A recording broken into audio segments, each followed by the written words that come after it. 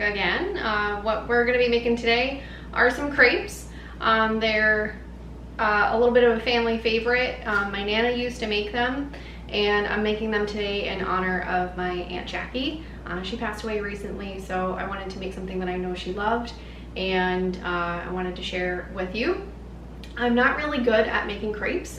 Quite awful at it last I remember. So I'm gonna give it a try again with a different method this time that I found from Alton Brown on Food Network. This one is super easy, and I would have never thought of this because using a blender, like, that's genius to mix everything, make sure it's all integrated. But for crepes, you don't want them to crack because they're so thin when you go to make them. And his recipe calls to let the batter sit in the fridge for a while. That way all the air bubbles can come out and you'll have nice smooth crepes and they won't break. So I'm gonna hope that this works. The last time I did make something in this blender, it did come out really good. It was hollandaise sauce for Eggs Benedict we made for Mother's Day this year, and that was pretty fantastic. So just gonna give this a try again, and let's get started. So I've got all of my ingredients here, at least for this portion of the recipe. So we've got our 2 eggs, I've got 3 tablespoons of butter, and we're gonna melt this in the microwave. And we've got our milk. Now it just says milk in the recipe, but I use soy milk because I am lactose intolerant. So we're just gonna give it a whirl with that and hope that it comes out good. When I substitute milk for, or soy milk for regular milk, it tends to come out okay, so we're gonna just, yeah, go with it. And we've got our all-purpose flour, AP. We just need a cup of that. And then some water to thin it out. So let's get started. We're just gonna add all of this to our blender here. And let's go ahead and melt that butter. That way we can get everything together. All right, so this is the microwave. What a shocker. So the way that I do melting butter like this, I'm gonna cover it with a napkin because I don't want everything to explode. And I just wrap it like a little present, kind of. And only do it for about 30 seconds, and you're gonna wanna stand by and listen. Make sure that it's not like popping, exploding, because then you could like cook your butter, like make it solidify or something, I don't know. So we're just gonna hang out and wait for our butter to melt. Melts pretty quickly, but again, it can take some time. So you just want to keep an eye on it.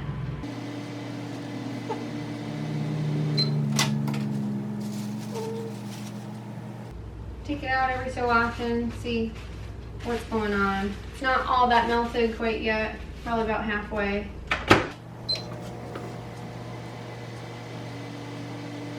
And since we were at that halfway point, I'm just going to add another 30 seconds just so that it keeps on going.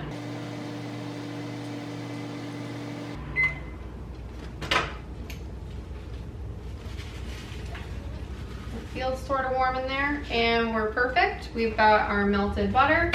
Let's go back to the blender so that we can add everything together for our crepes. So let's go ahead and add everything for our crepes. We've got our melted butter here, and 2 eggs,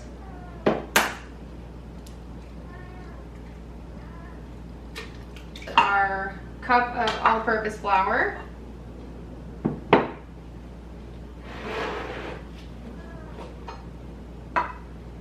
and since this is kind of like a ratio baking, you want to make sure that everything's even. So I'm just going to use a knife to level this off. There we go, perfect. Whole cup of flour. A little bit of cloud there, not too bad if I say so myself. All right, and our 3/4 cup milk. And then 1/2 cup water.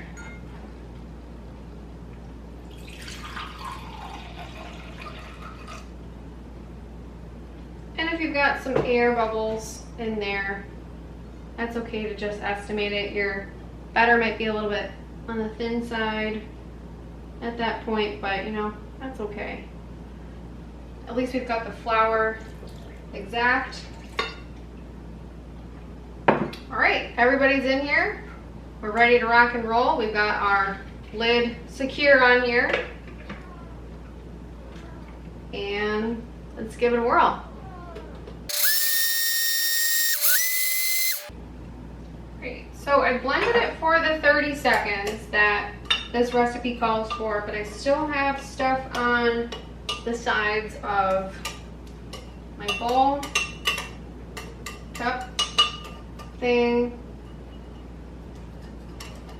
So I'm just gonna try to scrape down on the sides. I guess that's as good as it's gonna get. Now, I want to show you that the batter is super bubbly at this point. And that's why we're gonna let it sit so that those air bubbles can come out naturally. And then the hope is to get a nice smooth batter by the end, and that way when we go to put it on the griddle, it'll come out nice and flat. And let it chill for an hour. I might leave the lid on but take off this plastic piece just so that the air can escape, but it's not gonna totally spill all over the place. And then we'll cook it up and see where we get. All right, so we're back. We're gonna get working on our crepes here. The batter came out of the fridge. It's still a little bit bubbly on the top, but hopefully it won't be too bubbly to go into the frying pan. Now I've got my small non-stick skillet as recommended by the recipe. So I'm just gonna use this little tiny guy here. And this recipe, believe it or not, is gonna hopefully yield 17 to 20 crepes. We'll see where that takes us. And what we're gonna do is measure out an ounce of batter. Please try really hard too. And if you don't have a food scale at home, that's okay too. You can just kind of guesstimate what an ounce might look like to you. There we are. And all right, so we're gonna grease our pan with a little bit of butter. And then turn our heat back on, just to low. I'm gonna make sure the butter is everywhere. And then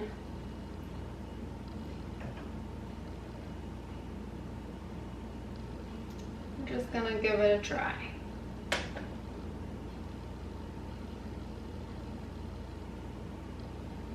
It says that they cook very quickly, and there we go. It is cooking pretty quickly now.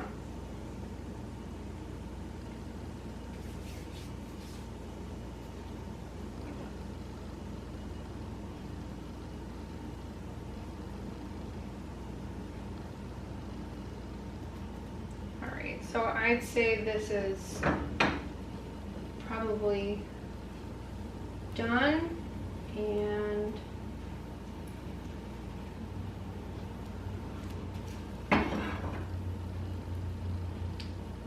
another 10 seconds or so on this side.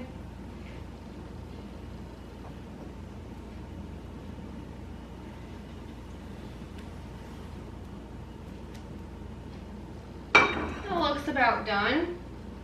Now it's super buttery because I ended up putting a lot more butter in there in the pan.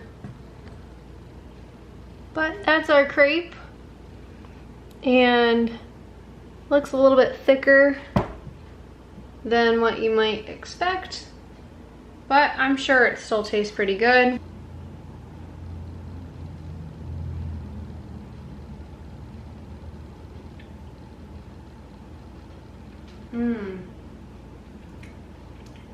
That is really good.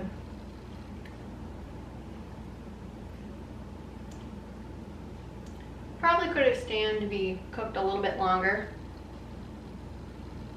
but you know what?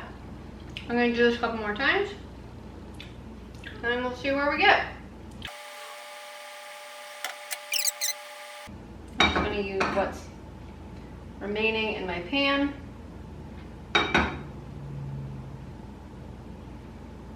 And I think I'm gonna try to swirl it out, and maybe that will do it for the thin, making it thinner.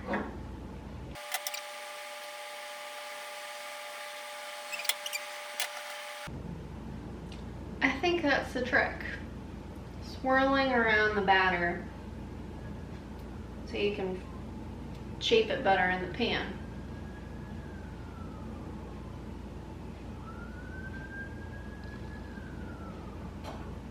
And then you get a nice thin little guy.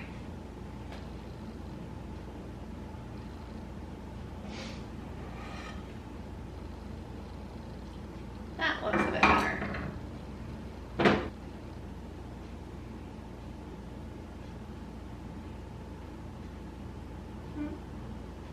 Uh-oh. It's a bit too much.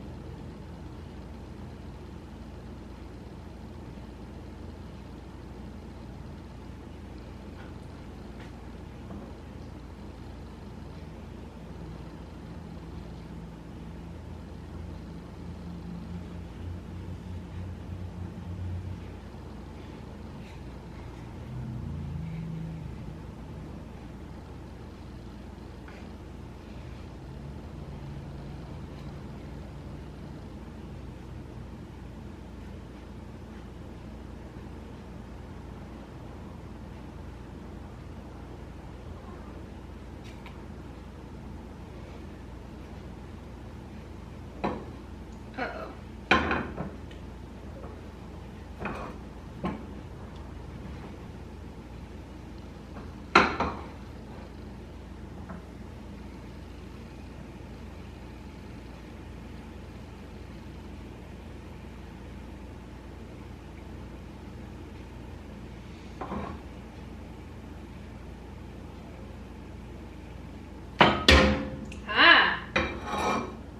Came out a lot better.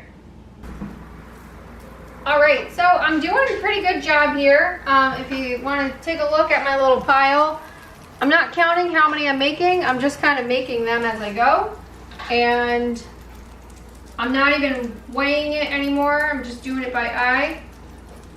And that's about how much I've been doing. And I'm gonna swirl it around to try to get that thin crepe that we want. And we're just gonna go ahead and watch it for a little bit. And you can see that it's already starting to cook on this side where it was like pretty thin. And this side might take a little bit longer to cook. That's all right. So I'll just move the pan over the heat more. And you can see that it's starting to curl. And of course, now that I've put the camera back on, I'm probably gonna fumble. But that's a-okay. Makes for good entertainment. So there we are. Getting pretty good at this. And I'm just gonna turn that up a little bit more, because it's not like you want to set it at a particular temperature. You just want to keep an eye on it since these are so thin. And this one did break a little bit. That's okay. It was mostly from me fussing with frying the spatula, and that's fine. But I see that it's doing real good now. And I'm gonna make sure that it's loose. All right. You know what? Let's see. Boop. Oh. See, I'm coming along pretty good. They did taste super amazing, so I'm really pleased about that.